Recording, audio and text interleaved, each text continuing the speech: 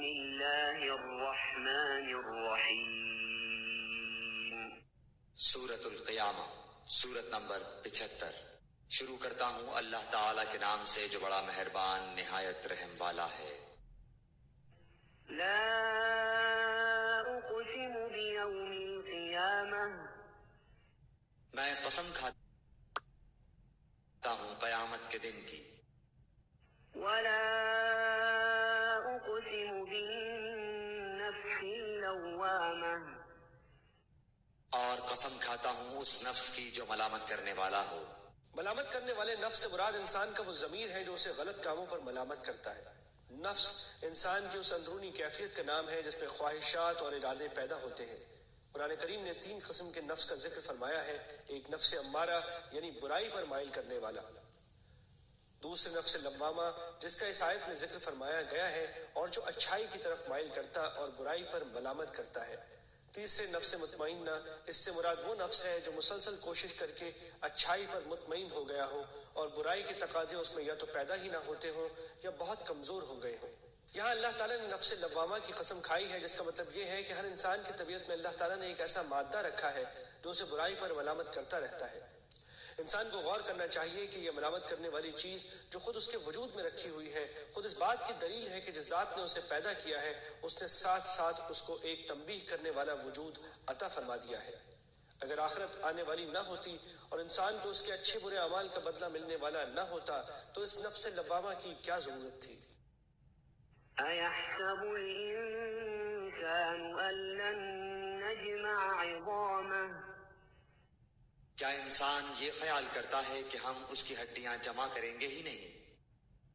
بلا قادرین علی ان نسوی بنانہ، ہاں ضرور کریں گے، ہم تو قادر ہیں کہ اس کی پور پور تک درست کر دیں۔ فرمایا جا رہا ہے کہ ہڈیوں کو جمع کر لینا تو بہت معمولی بات ہے، اللہ تعالیٰ تو انسان کی انگلیوں کے ایک ایک پورے کو دوبارہ ٹھیک ٹھیک اسی طرح بنانے پر قادر ہیں جیسے وہ شروع میں تھے۔ انگلیوں کے پورے کا خاص طور پر اس لیے ذکر فرمایا گیا ہے کہ ان پوروں میں جو باریک باریک لکیریں ہوتی ہیں وہ ہر انسان کی دوسرے سے الگ ہوتی ہیں۔ اسی وجہ سے دنیا میں دستخط کے بجائے انگوٹھے کے نشان کو استعمال کیا جاتا ہے۔ ان لکیروں میں اتنا باریک باریک فرق ہوتا ہے کہ اربوں پدموں انسانوں کی انگلیوں کے اس فرق کو یاد رکھ کر پھر دوبارہ ویسی ہی لکیریں بنا دینا اللہ تعالیٰ کے سوا کسی اور کے لیے ممکن نہیں ہے۔ بل یرید الانسان لیفجر امامہ، بلکہ انسان تو چاہتا ہے کہ آگے آگے نافرمانیاں کرتا جائے۔ یعنی آخرت کی زندگی کا انکار یہ لوگ کسی علمی دلیل کی وجہ سے نہیں بلکہ اس لیے کرتے ہیں تاکہ آئندہ بھی وہ بے خوف و خطر گناہ کرتے رہیں اور آخرت کا تصور ان کے لیے اپنی نفسانی خواہشات پوری کرنے میں کوئی رکاوٹ نہ بنے۔ یسأل ایان یوم القیامہ، پوچھتا ہے کہ قیامت کا دن کب آئے گا؟ فإذا برق البصر، بس جس وقت کی نگاہ پتھرا جائے گی، وخسف القمر، اور چاند بے نور ہو جائے گا، وجمع الشمس والقمر، اور سورج اور چاند جمع کر دیے جائیں گے۔ یقول الانسان یومئذ این المفر، اس دن انسان کہے گا کہ آج بھاگنے کی جگہ کہاں ہے؟ کلا لا وزر، نہیں نہیں کوئی پناہ گاہ نہیں۔ الی ربک یومئذ المستقر، آج تو تیرے پروردگار کی طرف ہی قرار گاہ ہے۔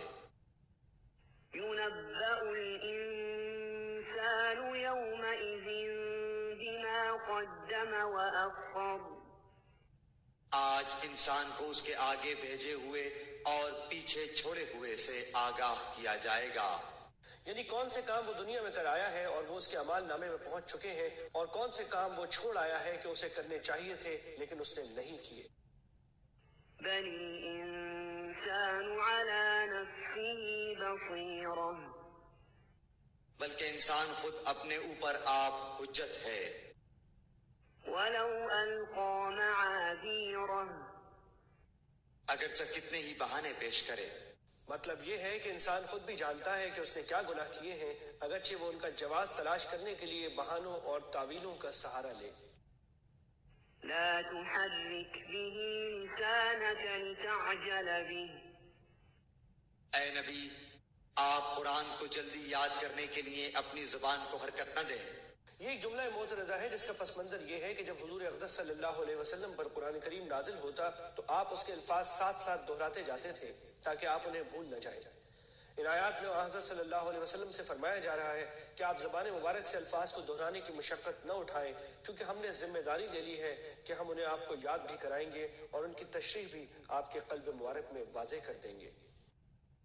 إن علينا جمعه وقرآنه اس کا جمع کرنا اور آپ کی زبان سے پڑھنا ہمارے ذمہ ہے۔ فإذا قرأناه فاتبع قرآنه ہم جب اسے پڑھ لیں تو آپ اس کے پڑھنے کی پیروی کریں۔ اس کا مطلب یہ بھی ہو سکتا ہے کہ آپ اپنی توجہ الفاظ کو یاد رکھنے کے بجائے ان آیات کی عملی پیروی کرنے پر مرکوز رکھیں، اور یہ بھی کہ جس طرح جبرائیل علیہ السلام پڑھ رہے ہیں آئندہ آپ بھی اسی طرح پڑھا کریں۔ ثم إن علينا بيانه پھر اس کا واضح کر دینا ہمارے ذمہ ہے۔ یعنی آیت کریمہ کی تشریح بھی ہم آپ کے قلب مبارک میں محفوظ کر دیں گے۔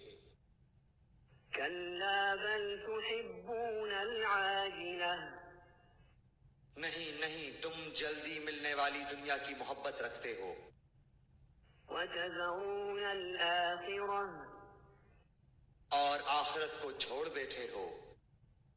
وجوه يومئذ ناظرة اس روز بہت سے چہرے تر و تازہ اور بارونق ہوں گے۔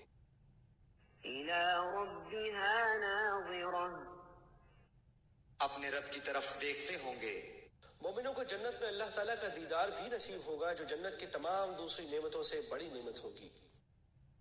ووجوه يومئذ باسرة اور کتنے چہرے اس دن بدرونق اور اداس ہوں گے۔ تظن أن يفعل بها فاقرة سمجھتے ہوں گے کہ ان کے ساتھ کمر توڑ دینے والا معاملہ کیا جائے گا۔ كلا إذا بلغت التراقي نہیں نہیں، جب روح ہنسلی تک پہنچے گی۔ وقيل من راق اور کہا جائے گا کہ کوئی جھاڑ پھونک کرنے والا ہے۔ جب کوئی شخص موت کے قریب پہنچ کر بستر سے لگ جاتا ہے تو اس کے تیماردار اس کے علاج میں کوشش کرتے ہیں۔ اسی علاج کا ایک طریقہ یہ بھی ہے کہ کسی سے جھاڑ پھونک کرائی جائے۔ وظن أنه الفراق اور جان لیا اس نے کہ یہ وقت جدائی ہے۔ والتفت الساق بالساق اور پنڈلی سے پنڈلی لپٹ جائے گی۔ نزا کی حالت میں جو تکلیف ہوتی ہے اس میں بسا اوقات مریض دونوں پنڈلیوں کو ملا لیتا ہے، یہ اسی کیفیت کی طرف اشارہ ہے۔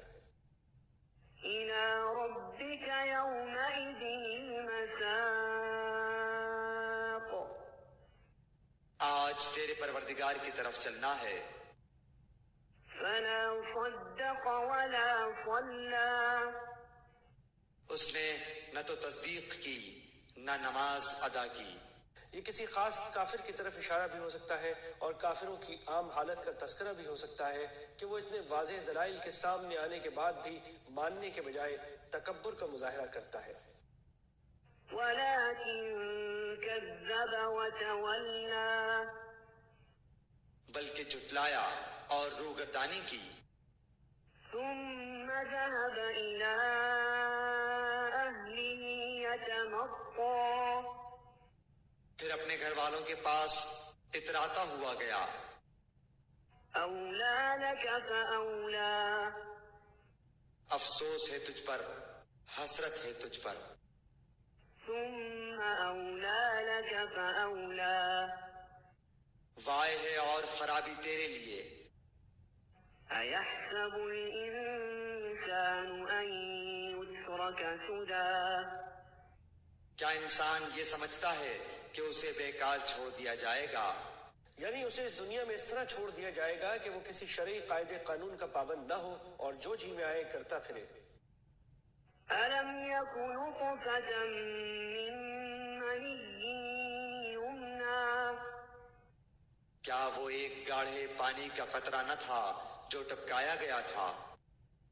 ثم كان علقة فخلق فسوى پھر وہ لہو کا لوتھڑا ہو گیا، پھر اللہ نے اسے پیدا کیا اور درست بنا دیا۔ انسانی تخلیق کے تمام مراحل کا تذکرہ سورہ مومنون میں فرمایا گیا ہے۔ فجعل منه الزوجين الذكر والأنثى پھر اس سے جوڑے یعنی نر و مادہ بنائے۔ أليس ذلك بقادر على أن يحيي الموتى کیا اللہ تعالیٰ اس امر پر قادر نہیں کہ مردے کو زندہ کر دے؟